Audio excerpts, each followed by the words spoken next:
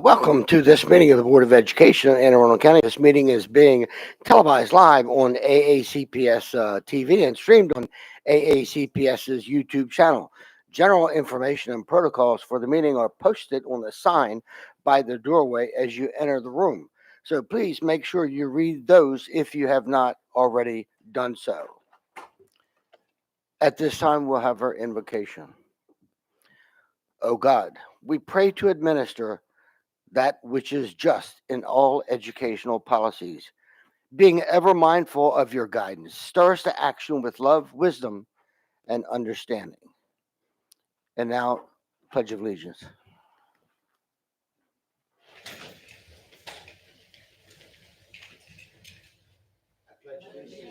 To the flag of the United States of America and to the republic for which it stands, one nation, under God, indivisible, with liberty and justice for all.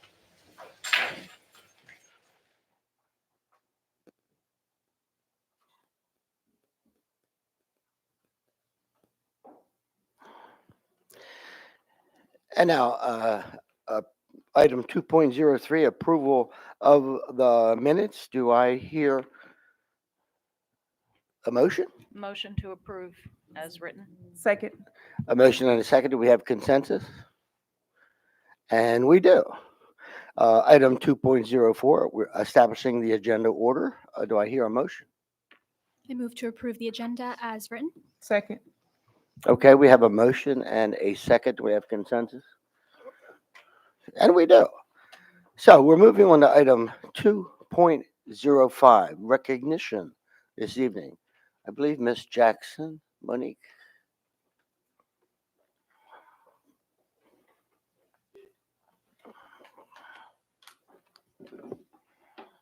Good evening, President Silkworth, members of the board, and Dr. Bedell. I am Monique Jackson, Chief Student and Systemic Supports Officer, and I have the honor of presenting this evening's special board recognition.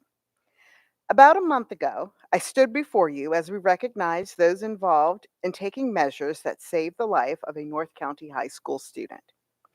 Similar circumstances bring me back before you tonight. And while we wish dire emergencies didn't occur in our schools, we are comforted to know that our students, our staff, and others are equipped with knowledge to take quick action. This incident took place on September 25th as parent Valerie Drost, who is a teacher at Annapolis Middle School and whose daughter is a senior at Annapolis High School, was attending an event for students and their families related to senior activities. As Mrs. Rose wrote in a letter to Good Morning America, the world suddenly faded to black as she collapsed while sitting at the table. It wasn't until 2 weeks later, when she woke up in the ICU, that she learned of the cardiac arrest she had suffered and the heroes who saved her life. Senior Graydon Stramanak ran to get the AED as fellow student Amanda Glasgow and her mother, Lisa, who was a first responder, began CPR. 6 school counselors, Laura Patina, Jessica Jackson, Nicole Trader Morganson, Devius Omoson, Courtney Pierce, and Catherine Vargas, along with bilingual facilitator Maria Lathrop and Officer Jessica Lucas, quickly managed the situation by calling 911, ensuring that the families and students in attendance were cared for, and making plenty of space so that Mrs. Joy could receive the necessary aid.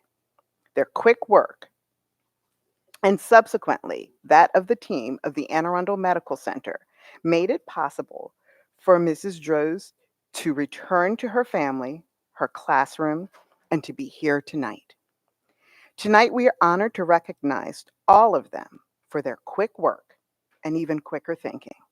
I'd like to ask Mrs. Droz to join President Silkworth, Dr. Tobin, and Dr. Bedell up front as they come forward. Please join me in thanking all of them for their amazing work.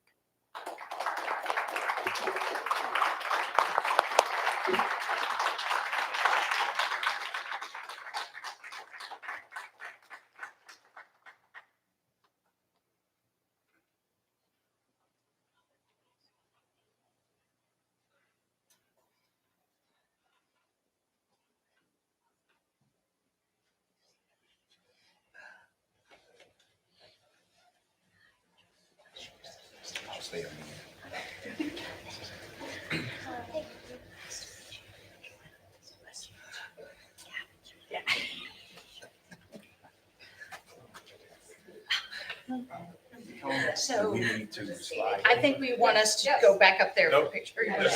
They're all gonna come through. Oh, gotcha. Okay. Okay. Looking good, man. Nice to meet you.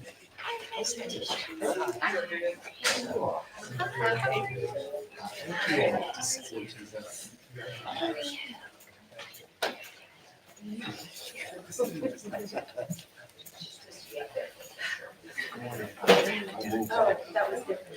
I'm gonna move back here.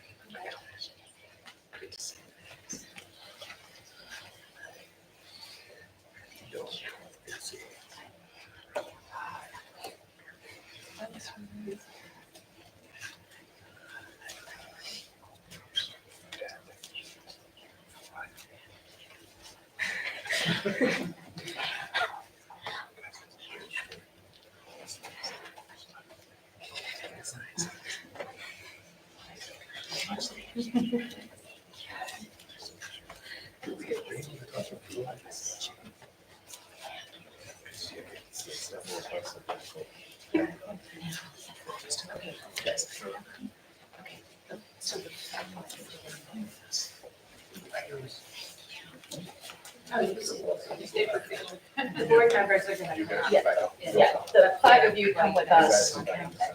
Oh, yeah, okay, right.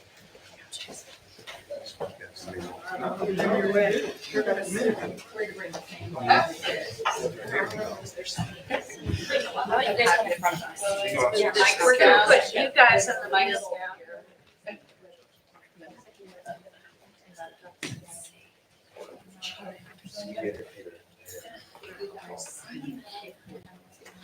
Great. Stay in the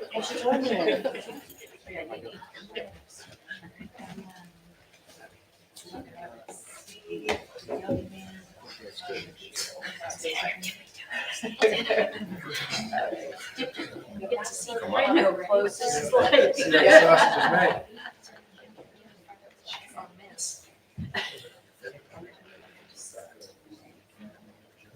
Oh. I'm sorry for her.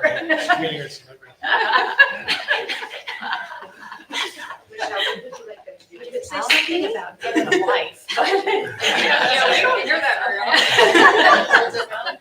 You put it up,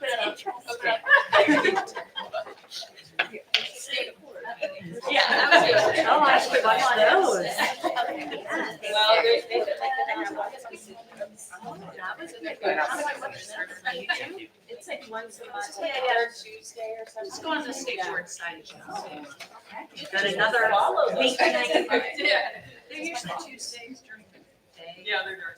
Okay, That's that's so late, someone because else. you could listen to AIB. That's insomnia. Thanks.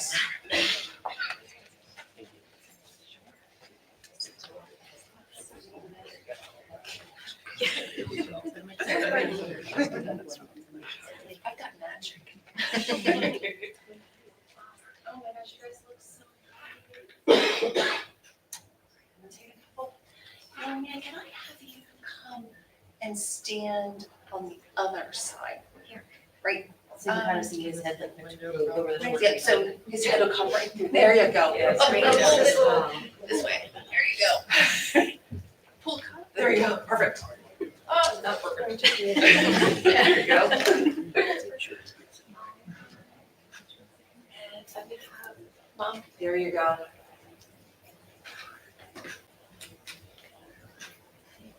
One more. Just good luck. Thank you.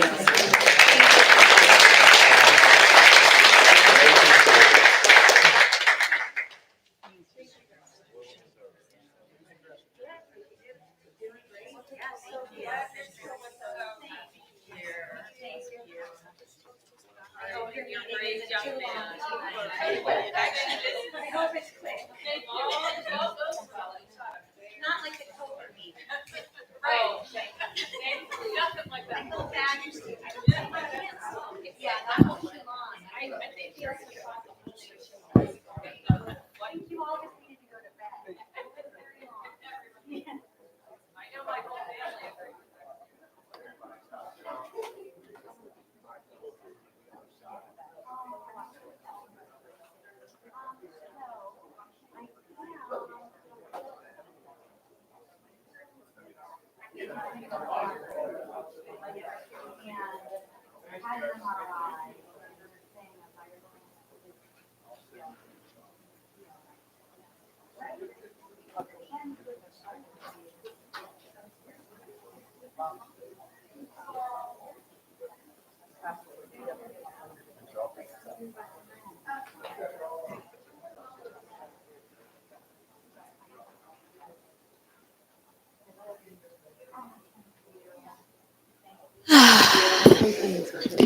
You know what? If I had a guarantee in my hands that it was 4 years, maybe I could deal with it. But it's not good.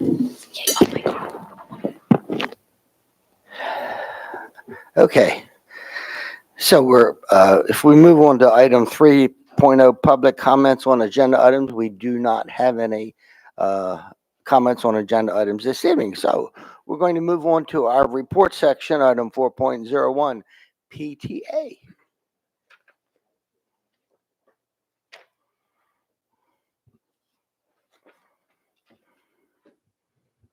Good evening. Good evening. Good evening, Dr. Bedell, Board of Education members and guests who just left. My name is Michael Vasquez. My pronouns are they, them. I am the newly elected president of the Anne Arundel County Council of PTAs. I would like to start by expressing the PTA's gratitude to all our teachers, support staff, office staff, and administrators who help make our children's days throughout the year. AACC PTA and our local PTAs are committed to supporting you all through this year in any way we can. Now to the latest updates. Anne Arundel County Council of PTAs had a special election during our meeting on October 21st to elect a new president, me. With the new president in place, the executive meeting board will be meeting to determine who will take on any chair positions for committees that do not currently have them. And we are also electing a vice president and treasurer, hopefully at our next meeting. Our financial review workshop on October 28th was held here at the AACPS Board of Education building. So thank you to those people here in the district office who made that happen. It was well attended. Also, thank you to all the PTAs who stopped by to get their financial documents reviewed and approved. Our next AACC PTA meeting will be held virtually on Monday, November 11th, starting at 5:30 p.m. We're asked that all member PTAs register for this meeting in advance. We're asking all PTA leaders to serve on committees and to provide names of members to represent their group as part of membership in AACC PTA. The more members lending a hand, the less work for everyone, and the more people we can help all year long. Please email info@aaccpta.org for the link to register for our meetings for the 24-25 school year. Two more announcements. The 24-25 National PTA Reflections Program deadline for local PTA submissions is December 13th. Right now, we have about 8 schools that are participating. I think this is the first time we actually have a high school so far participating. We're looking for more to join us. And so any PTA is welcome to join and submit by December 13th. To register, you have to go to pta.org/reflections. And you can always email us at reflections@aaccpta.org. Final reminder for all PTAs and nonprofit organizations, the Maryland Charitable Annual Registration and Reporting Deadline is December 31st, which is still a while away, but want to get the word out there early. So to all PTA members, please get that completed and sent into the state as soon as possible. Finally, please let us know how we can support your PTA by contacting us at aaccpta.org or emailing info@aaccpta.org. Thank you for your time. Thank you so much. Ms. Corcadell. Yes, sir.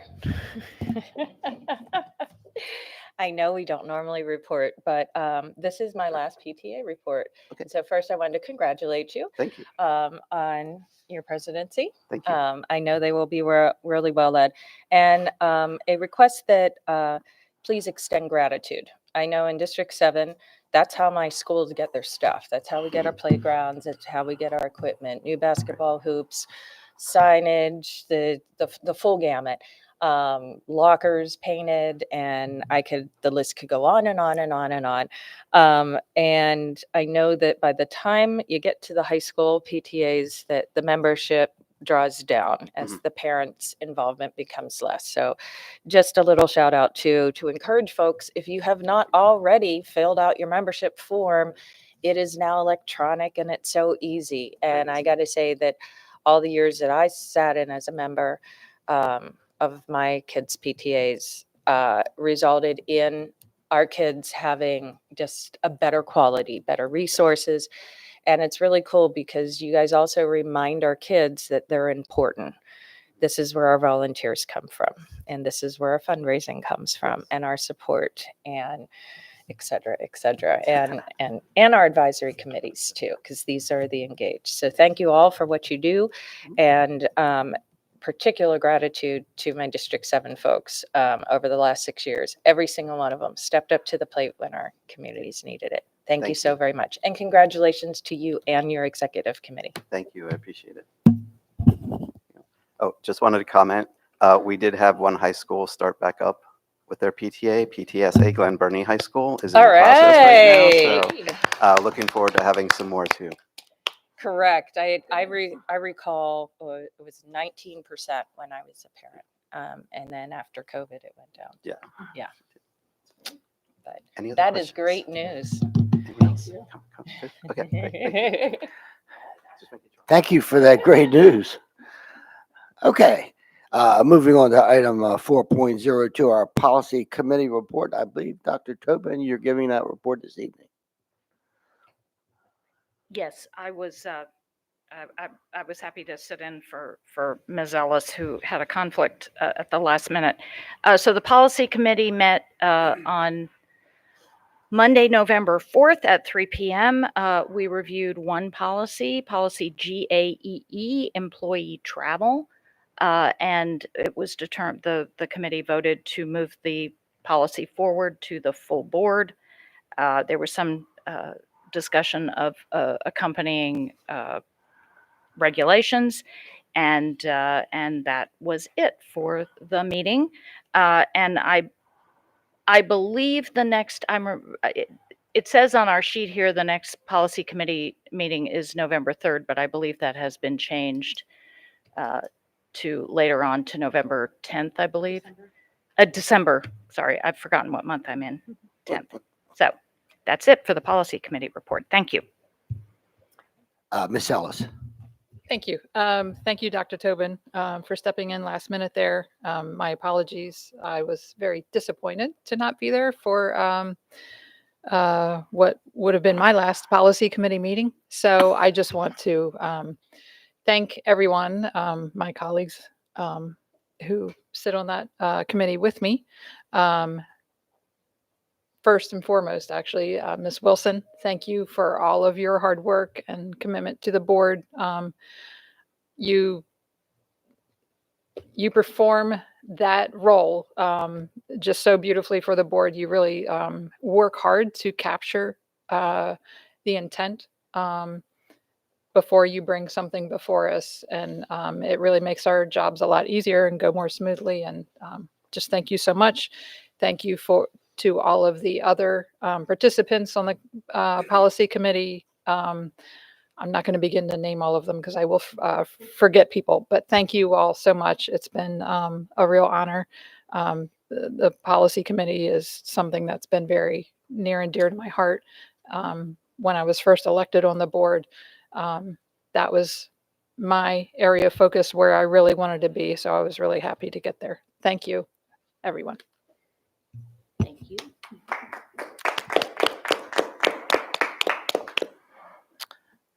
Okay, well, moving on to item 4.04, the president's report. So I do have a few items.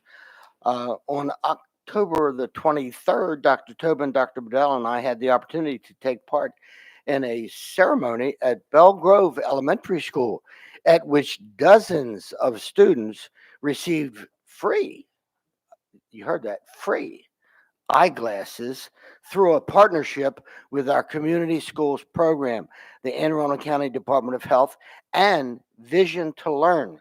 This was a marvelous program that I think we all hope we can expand. But rather than me talk about it, let's take a look at this video. I think we have a video. Vision to Learn is a nonprofit organization that brings vision screenings, eye exams, and eyeglasses to kids directly at school. We serve kids in low-income communities who traditionally lack access to vision care. We're here today at Belle Grove Elementary School in Anne Arundel County to help kids who are trying on their glasses for the very first time. The program helps kids succeed at school. It's equivalent to adding 2 to 4 months of classroom time to their learning over the year. It's a great opportunity to help provide our students that may have some vision impairments with prescription glasses. So we feel really good about what's happening today. And my intention and hope is that we're able to expand this partnership to many more of our schools across the county. It helps me see better for distance. It helps me read some small letters. I love it because they help me read.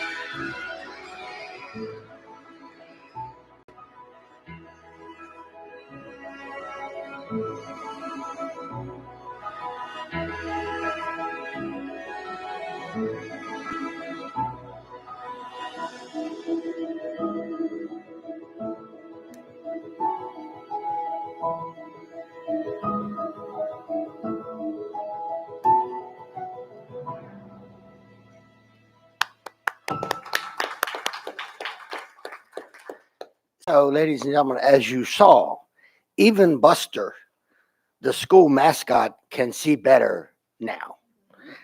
And I want to point out that Buster's glasses were specially made by Michael Vigna, Technology Education Department Chair at Broadneck High School, the home of the Bruins.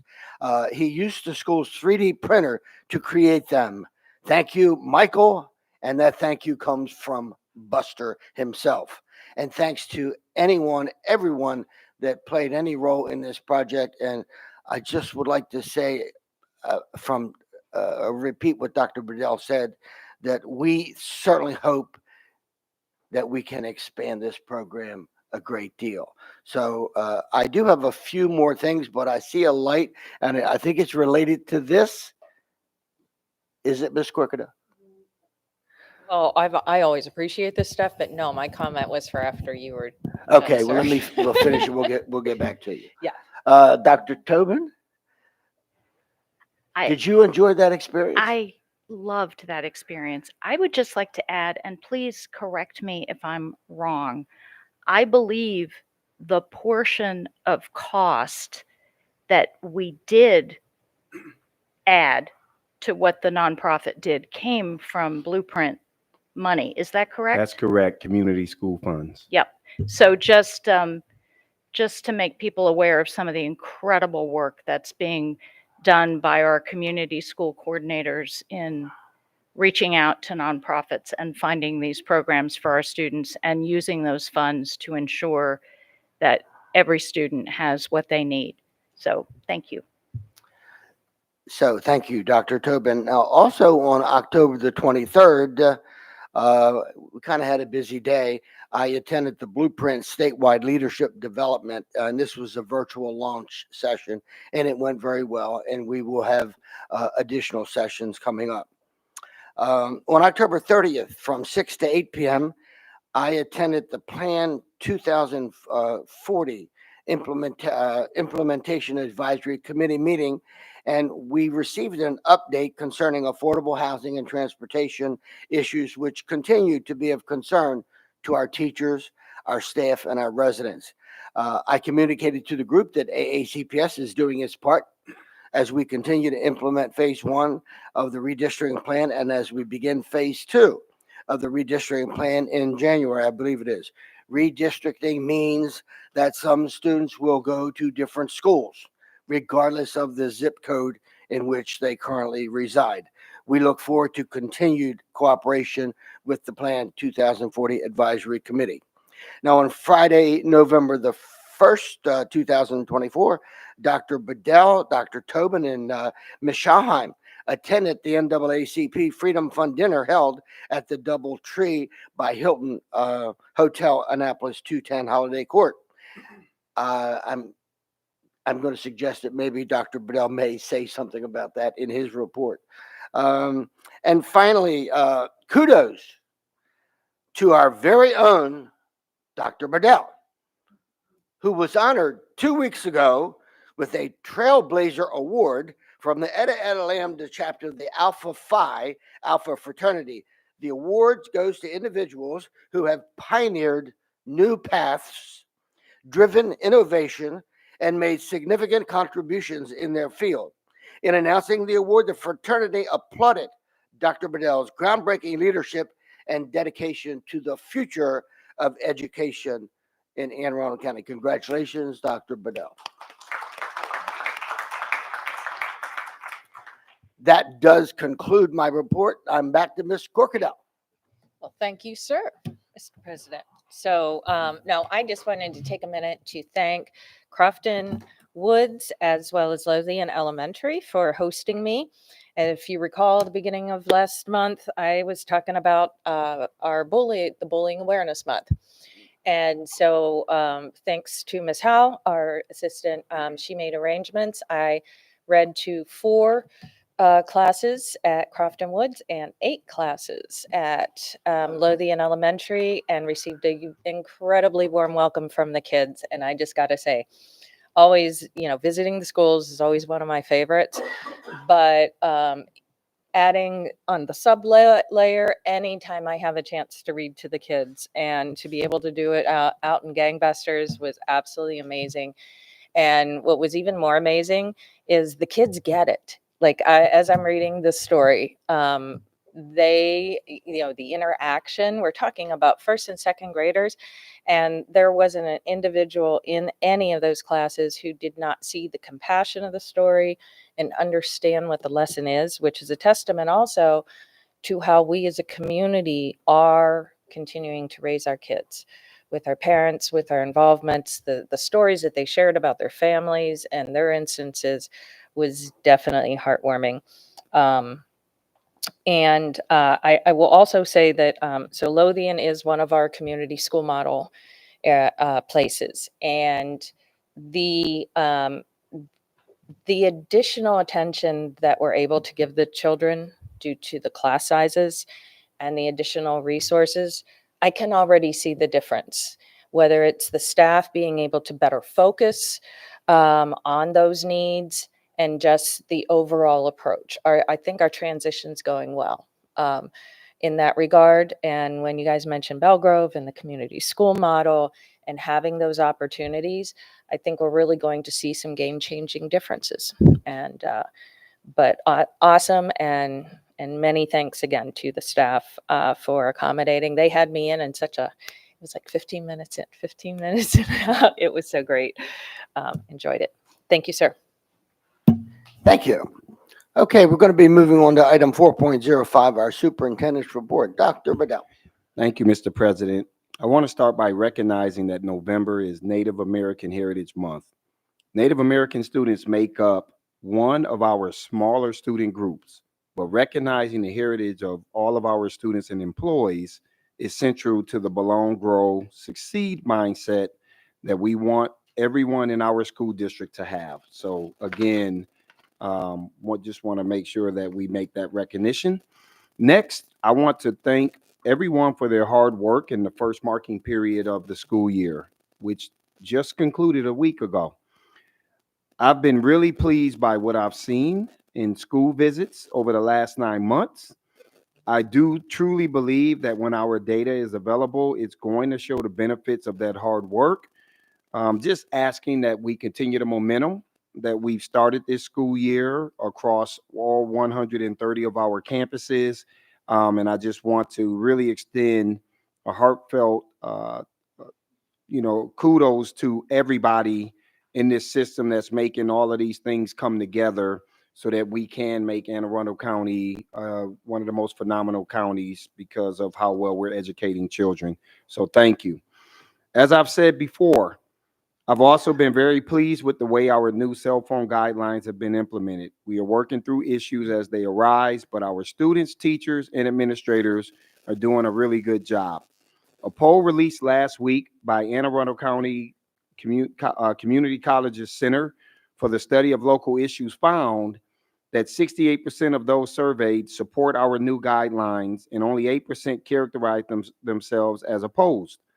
That's good news for our schools and our students. We need to continue to build that support because the more we send the message that the focus needs to be on teaching and learning, the better the outcomes will be for our students in the end.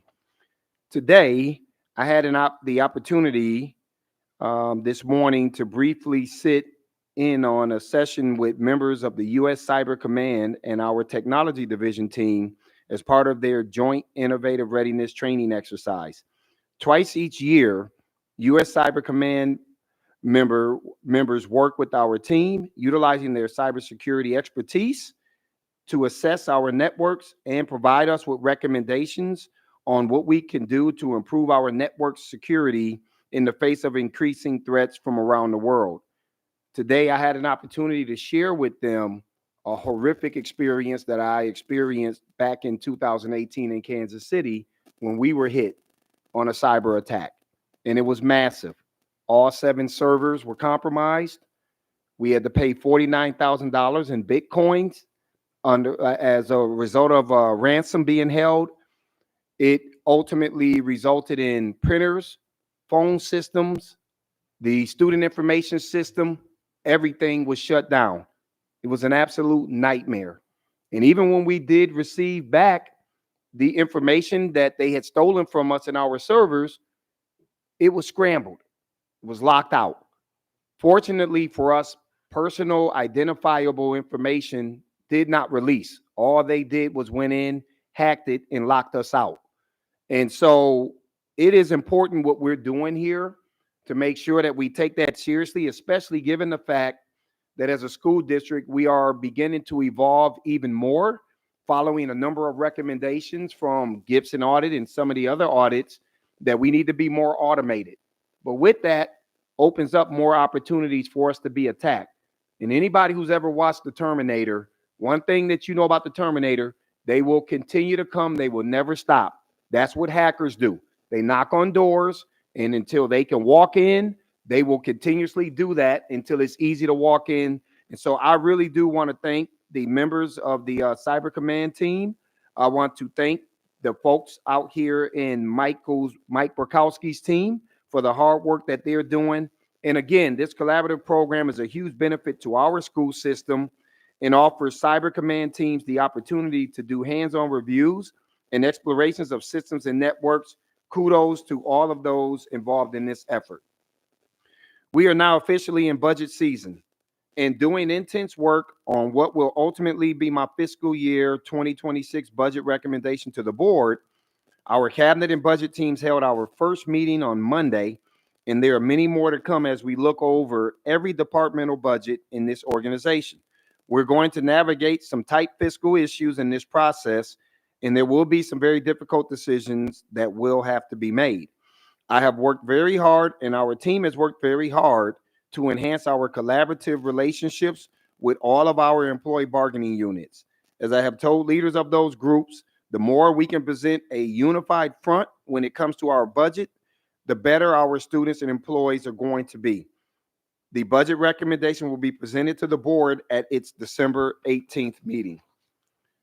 I want to say a word about our Education Foundation and the re-envisioning of the work Executive Director Joe Callahan and that organization is doing.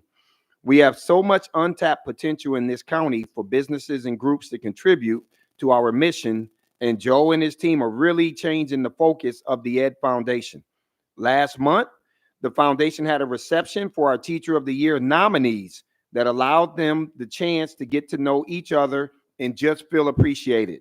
This was an event where, I know board members like, we didn't know about it. That was intentional. Board members were not invited.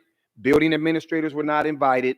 It was an intimate environment for them. There will be the bigger events that we will do that will include building administrators, board members, and everybody else.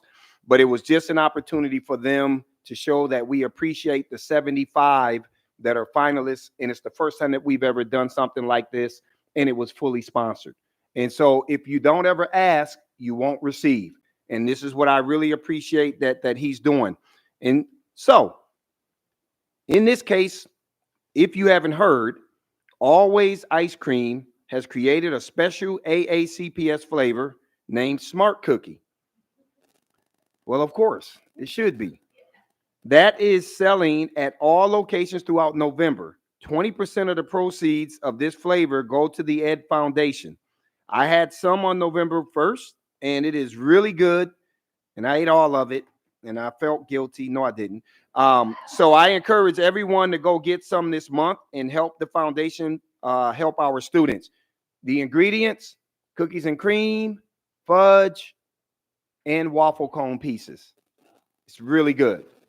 All right. And then finally, just our bi-weekly update on our staffing situation. As you all know, school board, we've been talking about some evaluation goals back in executive closed session on areas that we know we want to attack. And so we will be committed to making sure that we continue to attack these areas. And, the goal is always to try to get to zero. And that's what we will continue to do. Mr. President, that concludes the superintendent's report. Thank you, Dr. Bedell. Ms. Corkadell.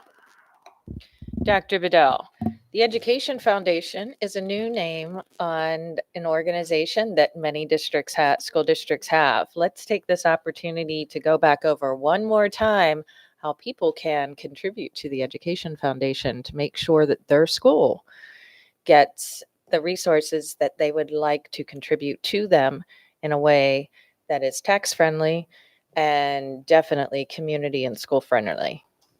Thank you for sharing that, but that is absolutely right. That is the intention. I mean, all of this is, tax write-offs, and it will also further help support in areas where our budget simply cannot support us. But we do have a lot of untapped resources here in Anne Arundel County, and we do believe having this new executive director who has some significant experience in this space will really change the outlook of our Ed Foundation. So through our chambers during our troubling times of the pandemic, I do know and just want to remind the community how many great ways we were able to work with under the former name of 21st Century Foundation to make sure that kids, while they were home and locked down and had no access to transportation or any of the stores or food on the weekends, for example, the things that we can't normally serve that the Backpacks program do, they made sure those kids had supplies. They made sure those needs were met. Miss Jackson spent so much time on the phone working with the county and coordinating that, a lot more time than I did in the weekly meetings in my couple hours time with them. But we made sure that just by simply saying what the needs are. And so just a reminder to our school community too, to bring them in and make them part of our family. And the Education Foundation is one way to do that. And they can, correct me if I'm wrong, specify that the funds go to something specific that is in the programmatics, right? For whether it be for a specific school or to serve a specific program, or maybe you want to get some fresh equipment for the kids in the gym to sing. Thank you very much. Okay, so we're now moving on to item 5.01, award of contracts. Do I hear any motion? Motion to bundle. We have a motion to bundle, a second. Seconds over here. We have a second. Do we have consensus? We do. Okay. So, Dr. Riddell. Mr. President, the superintendent recommends that the Board of Education authorize the award of contracts on the consent items numbered 5.01 through 5.06. So moved. Second. Okay, we have a motion and a second. Any discussion? Ms. Howe? Miss Ellis, Aye. Miss Corkadell, Aye. Miss Schallheim, Aye. Miss Dent, Aye. Miss Hamdawi, Aye. Dr. Tobin, Aye. and Mr. Silkworth. Aye. Motion passes 7-0. Okay, we're moving on to item 6.01, administrative personnel appointments. Dr. Riddell. Mr. President, there are no administrative personnel appointments. Thank you. Item 6.02, personnel. Thank you. The superintendent recommends that the board approve the actions as stipulated on the attached sheets. So moved. Second. Okay, we have a motion and a second. Any discussion? Ms. Howe? Miss Ellis, Aye. Miss Corkadell, Aye. Miss Schallheim, Aye. Miss Dent, Aye. Miss Hamdawi, Aye. Dr. Tobin, Aye. Mr. Silkworth. Aye. Motion passes 7-0.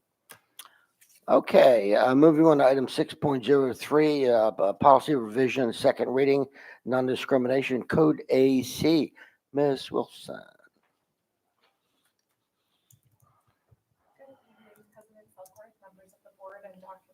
For the record, I'm Grace Wilson, Senior Legislative and Policy Specialist for Anne Arundel County Public Schools. Policy AC, non-discrimination, is before you on second reading this evening after being posted for a 30-day public comment period. There were no comments received during that time period. As a reminder, this policy was last revised in 2022 and is being revised in accordance with Senate Bill 413, which passed the Maryland General Assembly in 2024 and prohibits discrimination based on military status in housing and employment. The revisions proposed to the policy would prohibit discrimination on AACPS educational programs and prohibit and employment based on military status. I do want to take a moment to address the questions that were raised by Ms. Corkadell and Ms. Frank on the first reading of this policy. Ms. Corkadell, you had asked if the policy applies to contractors, including bus drivers and leaders of our co-curricular activities. I confirmed that it does. Our contracts all require compliance with AACPS's non-discrimination policy, and our co-curricular employees are employees of the school system, so it applies to them in that regard.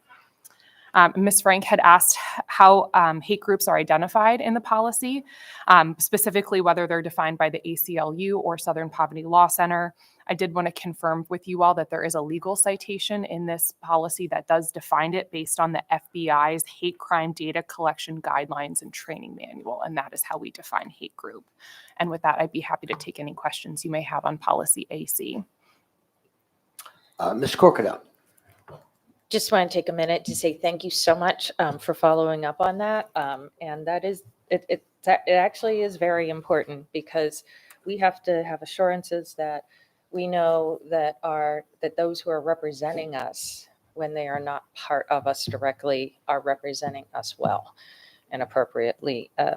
And also the clarification that it definitely applies to board members too.